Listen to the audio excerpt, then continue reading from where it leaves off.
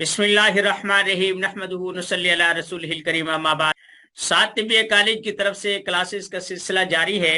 मैंने कल की क्लास में कहा था मैं औरतों के बारे में एक क्लास कम से कम ऐसी लूंगा जिसमें खवातीन के मसाइल को डिस्कस किया जाए। हमारे माशरे में अजीब तसाद है। जो चीज हकीकत है हम उससे आंखें बंद करते हैं, जो चीज बताने की है वहां हम शर्म महसूस करते हैं, और जिस चीज की तालीम और तरबियत जरूरी है हम उससे मायूब समझते हैं। मसलन एक बच्ची या बच्चा जब जवान होता है, जिनसी मसाइल के बारे में वालिदैन को, बहन भाइयों को, अजीज व अकारिब को ऐसी तरतीब बनानी चाहिए कि वो समझ सके कि उनकी जरूरत क्या है। लाउवालीपन होता है, तालीम होती नहीं है, शऊर होता नहीं है, वो जैसे तैसे भी है अपने आप को वो बर्बाद कर लेते। फिर हम इस चीज में शर्म महसूस नहीं करते कि उन्हें लिए फिरते।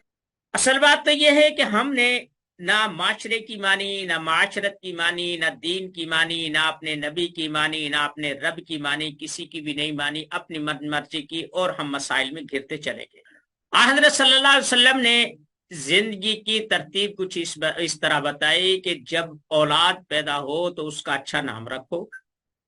7 साल का हो जाए तो उसे नमाज की तलकीन कर। नमाज ये नहीं है कि नियत बांधी, 2-4 रुकू सजदे किए और आ गया, नहीं। नमाज एक जिंदगी गुजारने का बेहतरीन और मुनस्सम तरीका है।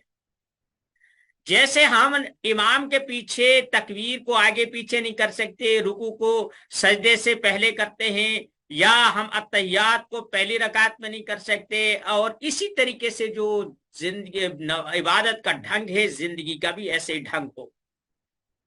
हमने सिर्फ नमाज को, लफ्ज़ नमाज को उन चंद हरकात का नाम रख छोड़ा है कि ये है वो है, नहीं। आप शाह वलीउल्लाह मुहद्दिस देहलवी की किताब हुज्जतुल्लाहिल बालिगा को पढ़कर देखे कि अरब के लोग नमाज भी पढ़ते थे, रोजा भी रखते थे, जिहाद भी करते थे, और सदका और खैरात भी करते थे, जन्नत दोजख और रब का वो यकीन रखते थे, फरिश्तों को मानते थे, वगैरह वगैरह।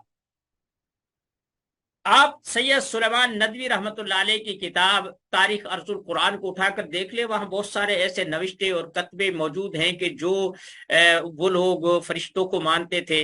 मसलन अब्दुल मुत्तलिब का या कुसई का एक कतबा एक पत्थर पर बरामद हुआ, तो उसने किसी से कर्जा लिया था या दिया था, मेरे जहन में नहीं है। उस पर जो गवाही लिखी थी उसमें फरिश्तों की गवाही लिखी थी कि जो फरिश्ते हमारे साथ मौजूद है ये गवाह है। हम मुसलमानों ने दीन का हुलिया बिगाड़ दिया। कुरान करीम में जहां बहुत सारे मसाइल बयान हुए हैं, मुहिम्मात मसाइल बयान हुए हैं, वहां ये भी है यसअलूनका अनिल महीज, ये लोग हैज के बारे में पूछते हैं।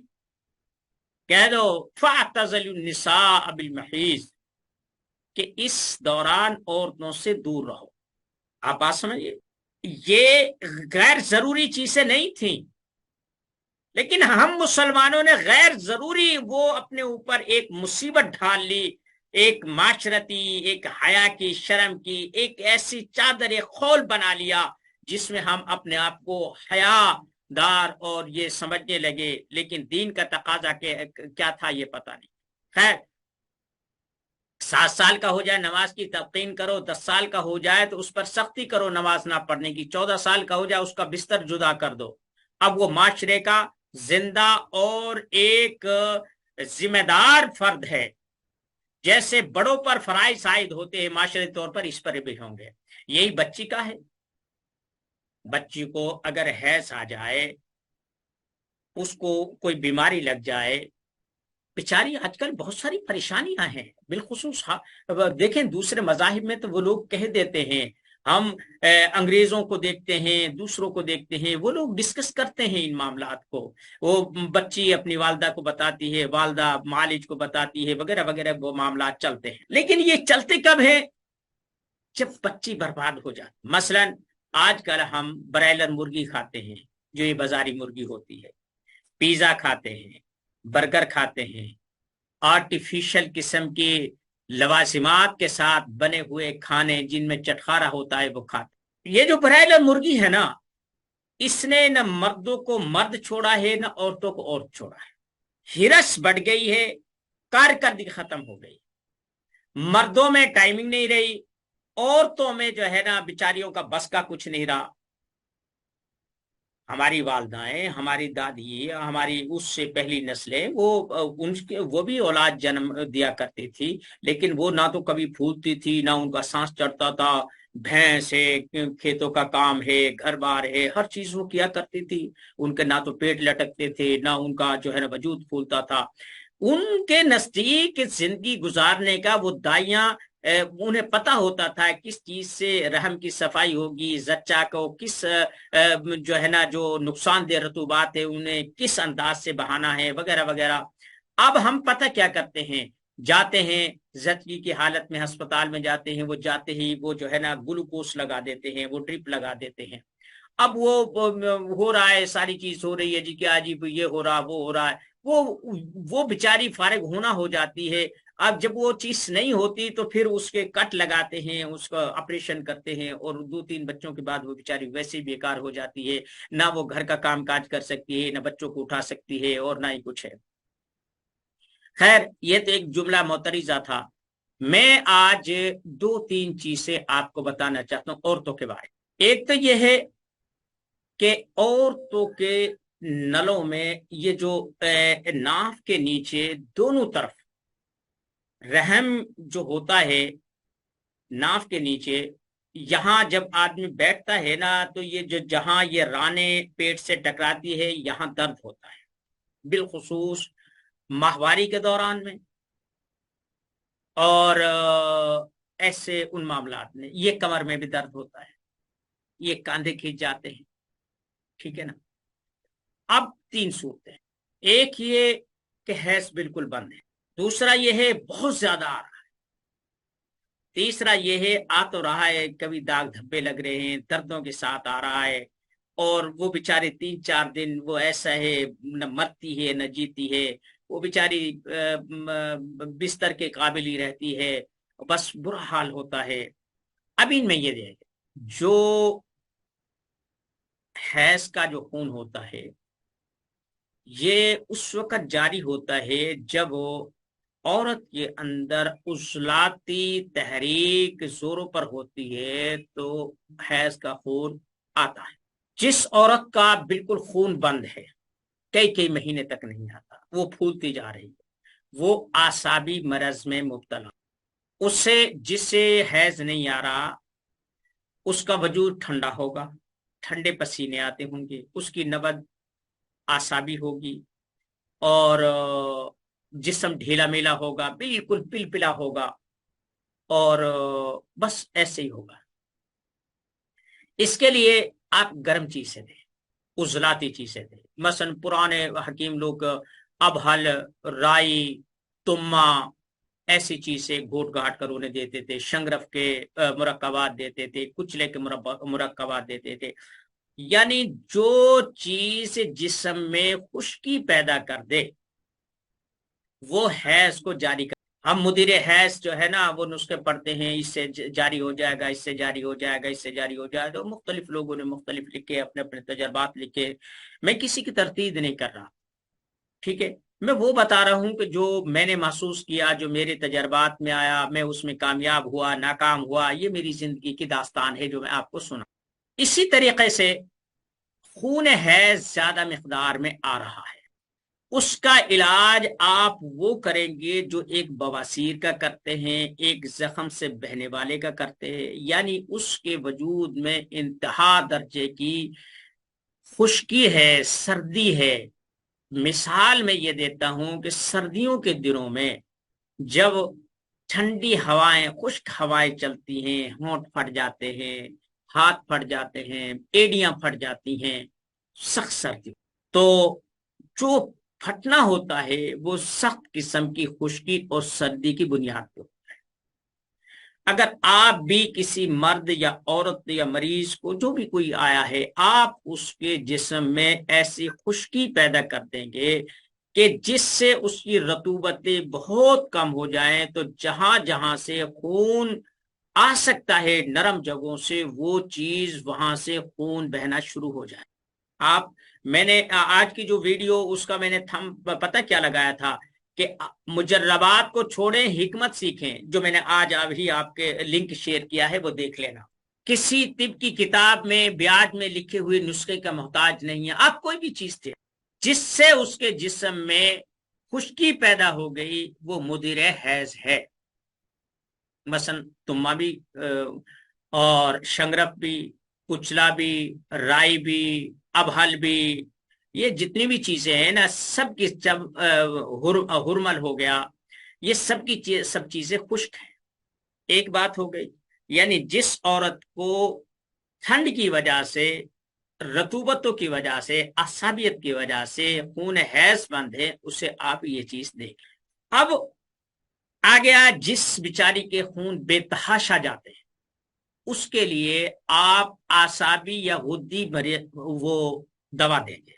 مثلا اب میرے پاس بہت ساری عورتیں ایسی بھی آئی کہ جن کے دوسرے مہینے تیسرے مہینے حمل ساقط ہو جاتے ہیں، خون چھوٹ جاتے ہیں، بیچاری بہت پریشان ہوتی ہیں۔ یہ تو بھائی جس سے کوئی پریشانی ہو نا اسے ہی پتا ہوتا ہے، دوسرے تو بس ایسے ہی کہہ دیتے ہیں او یہ کر لو وہ کر لو۔ نہیں، جس سے بیتتی ہے نا اسے پتا ہوتا ہے، جس تن لاگے سو جانے۔ میرے پاس کئی ایسی عورتیں آئی کہ وہ دوسرے مہینے تیسرے مہینے خون چھوٹنے کی وہ کیا اسے بولتے ہیں شکایت کرتی تھی۔ اب میں انہیں کیا دیتا ہوں؟ ہلدی لے کر 1:8 کی مقدار میں، یعنی 8 تولہ اگر ہلدی ہے تو اس میں 1 تولہ میں آگ کا دودھ ملاتا ہوں، مدار کا دودھ، ٹھیک ہے، وہ میں ملاتا ہوں، اسے اچھی طرح وہ دیتا ہوں، وہ اسے دے دیتا ہوں۔ میں بواسیر کے خون کے لیے بھی یہ دیتا ہوں، قبض کے لیے بھی یہ میں دیتا ہوں، نلوں میں درد ہوتا ہے اس کے لیے بھی میں یہ دیتا ہوں، اور اگر خون کی الٹیاں آئیں، نکسیری چل جائے، میں اس میں بھی دیتا ہوں۔ یعنی جہاں سے بھی خشکی کی وجہ سے خون جاری ہے اس میں میں بے دھڑک استعمال، اس سے یہ بہتا ہوا خون۔ دوسرا نسخہ میں بارہا شیئر کر چکا ہوں، بتا چکا ہوں، وہ ہے غدی عضلاتی ملین، مفرد اعضاء والوں کا ہے، میرے مجربات میں ہے، میں برس ہا برس سے وہ استعمال کرتا ہوں۔ اب بھی یہ سامنے پڑی ہوئی ہے، اس بوتل میں وہ تیار ہے، بہت استعمال ہوتا ہے یہ۔ میں بواسیر کے لیے، زیادہ خون آنے والے کے لیے، قبض کے لیے، اور یہ پھوڑے پھنسیاں ہو جاتی ہیں، داغ جنہیں رنگ کہتے ہیں، یہ یا ہونٹ پھٹ جاتے ہیں، اور یا یہ چہرے پر کیل محاسے داغ دھبے ہو جاتے ہیں، میں انہیں کھلانے کے لیے بھی دیتا ہوں، اور اسے باریک پیس کر کسی تیل میں یا ویسلین میں ایسے لگا کر اسے لگانے کے لیے بھی دیتا ہوں۔ پھر ان سے کہتا ہوں صبح کے ٹائم جو ہے نا اپنا چہرہ گرم پانی سے دھو لیں، اور صابن وہ استعمال کریں جو کپڑے دھونے والی ہے، چہرہ صاف ہو جاتا ہے۔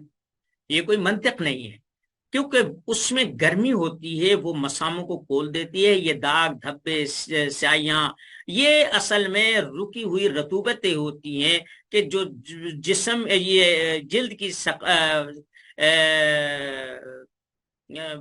خشکی کی وجہ سے یا کثافت کی وجہ سے وہ ذرات جو باہر نکلنے ہوتے ہیں وہ جم جاتے ہیں، وہی داغ دھبا بنتے ہیں، یا جسم میں کہیں کوئی سائی ماہل جلد ہو گئی، کہیں داغ دھبا پڑ گیا، اس پہ آپ بے دھڑک کو استعمال کر سکتے ہیں۔ اگر آپ نے اسے تیز کرنا ہے تو اس میں مثلا اگر یہ 1 پاؤ ہے تو اس میں 1 تولہ جمال گوٹا استعمال کر لیں تو اس کی جو طاقت ہے وہ 70 گنا بڑھ جاتی ہے۔ اسی طریقے سے اگر دیکھیں رائی، بابچی اور گندک اور اجوین دیسی، یہ 4 چیزیں ہیں، رائی، گندک، بابچی، اجوین دیسی، 4 چیزیں۔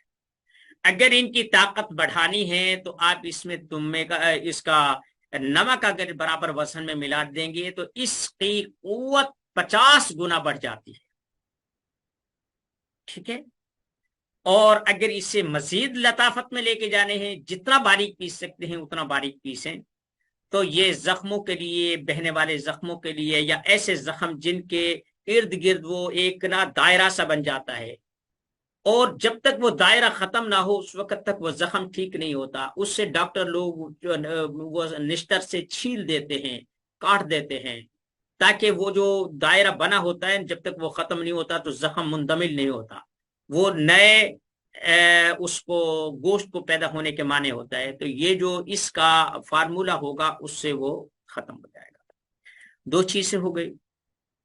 اب تیسری چیز ہو گئی، ایک تو بالکل ہی جو جسے خون نہیں آتا اسے آپ ابہل دیں، رائی دیں، اسے تما دیں، اسے شنگرف دیں، اسے کچھ بھی ایسی چیز دیں، اسی قبیل کی کوئی بھی چیز جو آپ کو دستیاب ہے. لونگ دار چینی کا کعوہ پلائے، آپ تمے کا مربع، حریر کا مربع، آملے کا مربع بھی اسے دے سکتے ہیں. جسے حد سے زیادہ آتے ہیں اس کے لیے میں نے بتایا ہلدی اور یہ آگ کا دودھ، یا پھر آپ یہ بھی دے سکتی ہیں، یہ دے سکتے ہیں یہ جو میں نے ابھی بتایا 4 چیزوں کا، خودی عضلاتی ملین، یہ باب چیرائی والا. آپ بات سمجھے کچھ؟ اب آگ آتے ہیں کہ جن عورتوں کے نلوں میں درد ہوتا ہے، بالخصوص جب وہ اپنے میاں کے پاس جاتی ہیں تو بیچاری مرنے والی ہو جاتی ہے، ساری ساری رات ان کی لاتیں کٹنا شروع ہو جاتی ہیں، تکالیف سے اس کی برا حال ہوتا ہے. کسے بتائیں، کسے کہیں؟ وہ اپنے میاں کے پاس جانے سے بھی خوف کھاتی ہیں، کیونکہ ان کی نلوں میں سوزش ہو جاتی ہے، وہ تکلیف کرتی ہے. تو اس کا حل یہ ہے کہ اگر ایسی چیز ہو جائے، نلوں میں درد ہو یا زچگی کی حالت میں درد ہونا شروع ہو جاتے ہیں، اور وہ ہوتے ہی رہتے ہیں، زچگی کے بعد، بچہ پیدا ہونے کے بعد بھی ہوتے رہتے ہیں، یا نلوں میں ویسے درد ہوتا ہے، تو اس کے لیے آپ کوئی بھی ایسی چیز جو ٹھنڈی ہو، آپ سبز دھنیا لے لیں، اس سے آپ کسی مکسر میں یا بلینڈر میں وہ اس کا پیسٹ بنا کر وہ آپ لیپ کر لیں. ایرنڈ ہوتا ہے، یا یہ بھینسوں کا چارہ جسے برسین کہتے ہیں، اٹ سٹ ہوتی ہے، یا ایسی کوئی بھی چیز جو سبز قسم کی ہو، اس سے آپ لے کر اس کا پیسٹ یہاں پر لگائیں، آپ کو فوراً فائدہ ہوگا. اور اگر کچھ بھی نہیں ہے تو پھر آپ ایک تیل تیار کر لیں، روغن ارنڈ لیں جسے کسٹرائل کہتے ہیں. اگر یہ 1 پاؤ ہے تو اس میں، بلکہ آدھا کلو یہ لے لیں. آپ اسی مقدار میں آپ اس کا تجزیہ کر سکتے ہیں. کوئی کمی زیادتی ہو جائے تو یہ کوئی قرآن حدیث نہیں کہ تعریف ہو جائے گا. یہ تو عام حکما نے اور ماہرین نے، اساتذہ نے جو وزن لکھے ہیں، اس میں اتنے ماشا اتنے ماشا ہے، وہ انہوں نے ایک مقدار مقرر کی ہے تاکہ اناڑی آدمی بھی سمجھ سکے. لیکن یہ کوئی حتمی قانون نہیں ہوتا، آدمی اپنی ضرورت کے مطابق کم یا زیادہ کر سکتا ہے. آدھا کلو روغن ارنڈ لے لیں، اور اس میں 1 تولہ میٹھا تیلیا، آدھا کلو تیل میں 1 تولہ میٹھا تیلیا اس سے کوٹ کر اس میں جلا لیں. یہ جب وہ جل جائے تو اس کو سنبھال کر رکھ لیں. اگر اسے زیادہ مؤثر بنانا ہے تو اس میں امرت دھارا، یعنی 7 پودینہ، 7 اجوین، کافور بھی تولا تولا ملا لیں. یہ بہت تیز بنے گا.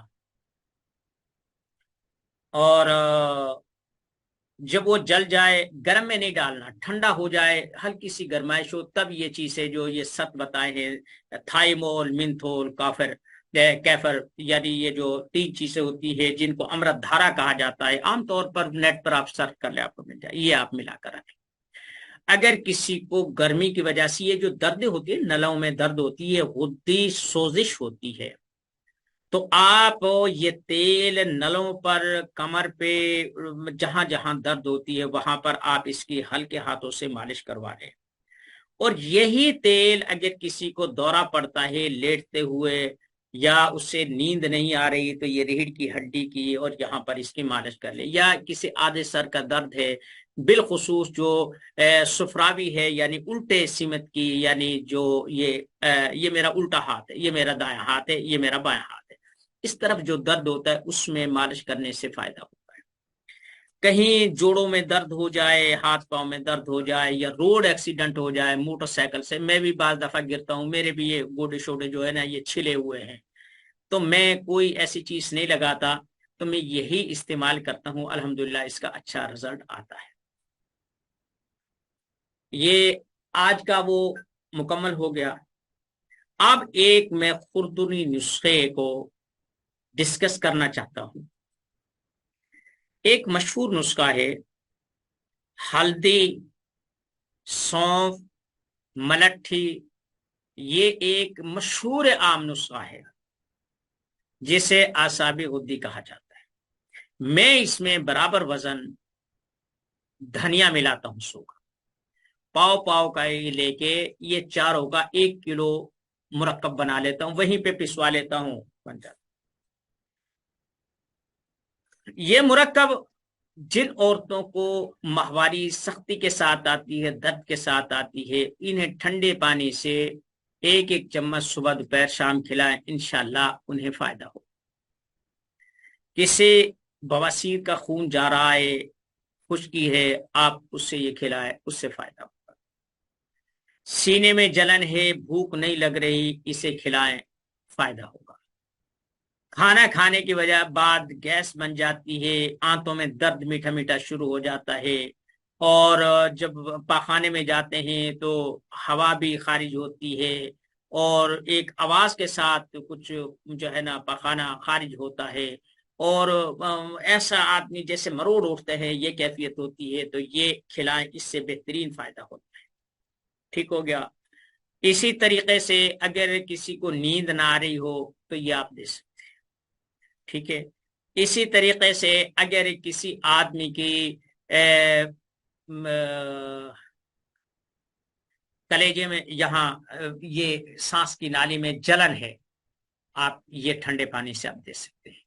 یہ بہت مفید ایک میرے معمول مطب نسخہ جات میں سے ایک یہ بہترین نسخہ ہے، یہ میں ہمیشہ تیار رکھتا ہوں، ٹھیک ہے۔ اسی طریقے سے اگر کسی عورت کا خون حیض ہو یا نفاس رک گیا ہو، یہ نسخہ دینے سے وہ کھل کے آنے لگتا ہے، کیونکہ بعض دفعہ تجربات ہوئے اور ایسا ہوا تو کچھ عورتوں کو استعمال کروایا، تو میں نے کہا چلے یہ اعصابی ہے، یہ آپ لے جائے، لیکن ہلدی کی یہ خاصیت ہوتی ہے، یہ خون میں جہاں کہیں کوئی رکاوٹ ہوتی ہے، بندش ہوتی ہے، کہیں کلاٹس پڑے ہوتے ہیں، انہیں یہ صاف کرتا ہے۔ ہلدی جو ہے اس کی یہ خاصیت ہے، یہ اسے صاف کرتی ہے، خون صاف ہوتا ہے۔ جس کے چہرے پر داغ، دانے، دھبے، جس کا خون گاڑھا ہو چکا ہے، پسینے سے بدبو آتی ہے، یا کھانے پینے کے بعد پیٹ افر جاتا ہے، اور پاخانہ جانے میں مروڑ اٹھتے ہیں، اس کے لیے بہترین چیز ہے۔ کہنے کو تو میں اس پر پورا کتاب چا لکھ سکتا ہوں، لیکن بہرحال کلاس میں اتنی لمبی چوڑی باتیں نہیں کی جاتی۔ آج کا جو یہ معاملہ ہے یہ عورتوں کے بارے میں زیادہ تھا، اس کی عورتوں کو بھی ضرورت ہوتی ہے، آپ حکما ہیں، آپ کو بھی ضرورت ہوگی، تو یہ ایک ایسا ٹاپک ہے کہ اس پر کم لوگ ہی بولتے ہیں۔ پھر ایک اور آپ کو ایک نکتے کی بات بتاؤں۔ نکتے کی بات یہ ہے کہ اگر آپ کسی عورت کی نبض دیکھ رہے ہیں، بچے کی جو نبض ہوتی ہے وہ اعصابی ہوتی ہے، مرد کی جو ہوتی ہے وہ عضلاتی ہوتی ہے، عورت کی نبض غدی ہوتی ہے، ٹھیک ہو گیا۔ اگر آپ دیکھیں کہ کسی عورت کی نبض عضلاتی چل رہی ہے تو آپ اسے حاملہ ہونے کا حکم لگا سکتے ہیں۔ اگر حاملہ نہیں ہے تو پھر اس کے رحم میں رسولی بن رہی ہے۔ یہ آپ تجربہ کریں گے نا تب آپ کو پتا چلے گا، ایسے باتوں سے نہیں پتا۔ کچھ خواتین بہن بیٹیاں ایسی آتی ہیں، وہ کہتی ہیں کہ بچے کے لیے دودھ پورا نہیں ہے۔ اب حکیم لوگ کوئی کچھ بتا رہا ہے، کوئی کچھ بتاتا ہے، کوئی کچھ بتاتا ہے، تو اس کے لیے یہ سرنجا شیریں، زیرہ سفید، یہ بہترین چیزیں ہیں جن سے माँ का दूध बच्चे के लिए पूरा हो जाता है। आप ऐसी चीज से जो जिस्म में रतूबतें बढ़ा दे, वो दूध में इजाफे का सबब होती है। जो चीजें रतूबतें खुश्क करे, वो दूध की कमी का भी सबब बनती है। जो उजलाती औरतें होती हैं, उनके दूध में उमूमी तौर पर कमी होती है। और जो आसाबी मिजाज की औरतें होती हैं, उनके पिस्तान भी बड़े होते हैं, उनकी जिसामत भी बड़ी होती है, और उनका दूध भी वाफर मकदार में होता है, बच्चे की खुराक से भी कहीं ज्यादा होता है। फिर जिस औरत में गुद्दी मिजाज की वजह से तहरीक ज्यादा जोरों पर चली जाए, उसका दूध जहरीला हो जाता है। वो बच्चे को दूध पिलाती है तो बच्चे के दस्त लग जाते हैं, पेट फूल जाता है, बच्चा रोता है, उसे उसका पेट गैस की वजह से तना हुआ होता है, वो नींद में डरता है, नींद में अचानक चौंक जाता है। हम लोग कहते हैं नजर लग गई है, जिन्नात आ गए हैं, ये हो गया, दम करवाओ। भाई कुछ भी मत करवाओ। उसकी माँ को जो है ना, कम से कम हर खाने के साथ एक एक चम्मच सौंफ का चबाना शुरू कर दो, तो वो जब उसका दूध साफ होगा तो बच्चे को जो ये तकलीफ है ये भी खत्म हो जाएगी। जो बहुत छोटे बच्चे होते हैं, उन्हें दवा देने के बजाय उनकी माँ को दवा दो, वो दूध में जितनी जरूरत होगी उतनी बच्चे को मुंतकिल हो जाएगी। बच्चे की माँ को बदहजमी, कब्ज और ये अनाप शनाप चीजें खाने से बचना चाहिए। जब औरतें बेतुकी चीजें खाती हैं तो उनसे बच्चे को तकलीफ होती है। हम बच्चे का तो इलाज करवाते हैं, स्पेशलिस्टों के पास जाते हैं, बड़े बड़े टेस्ट करवाते हैं, कभी ये नहीं कहते कि इसकी माँ को भी समझा लो कि वो अच्छे तरीके से खैर, ये तो एक बात हो गई थी।